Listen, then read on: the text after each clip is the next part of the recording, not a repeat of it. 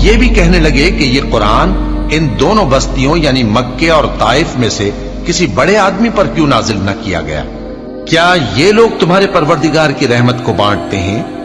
ہم نے ان میں ان کی معیشت کو دنیا کی زندگی میں تقسیم کر دیا اور ایک کے دوسرے پر درجے بلند کیے تاکہ ایک دوسرے سے خدمت لے،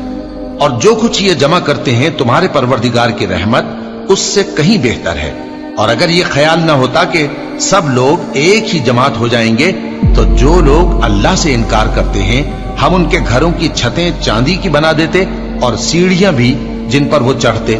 اور ان کے گھروں کے دروازے بھی اور تخت بھی جن پر تکیہ لگاتے ہیں، اور یہ سب چیزیں سونے کی بھی بنا دیتے۔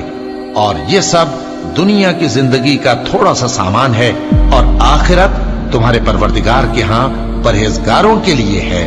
اور جو کوئی رحمان کی یاد سے آنکھیں بند کر لے یعنی تغافل کرے، ہم اس پر ایک شیطان مقرر کر دیتے ہیں تو وہ اس کا ساتھی ہو جاتا ہے، اور یہ شیطان ان کو رستے سے روکتے رہتے ہیں اور وہ سمجھتے ہیں کہ وہ سیدھے رستے پر ہیں، یہاں تک کہ جب وہ ہمارے پاس آئے گا تو اس شیطان سے کہے گا کہ اے کاش مجھ میں اور تجھ میں مشرق و مغرب کا فاصلہ ہوتا، تو برا ساتھی ہے۔ اور جب تم ظلم کرتے رہے تو آج تمہیں یہ بات فائدہ نہیں دے سکتی کہ تم سب عذاب میں بھی شریک ہو، تو کیا تم بہرے کو سنا سکتے ہو یا اندھے کو رستہ دکھا سکتے ہو، اور جو کھلی گمراہی میں ہو اسے راہ راست پر لا سکتے ہو؟ پھر اے پیغمبر اگر ہم تم کو وفات دے کر اٹھا لیں تو بھی ان لوگوں سے تو ہم انتقام لے کر رہیں گے، یا تمہاری زندگی ہی میں تمہیں وہ عذاب دکھا دیں گے جس کا ہم نے ان سے وعدہ کیا ہے،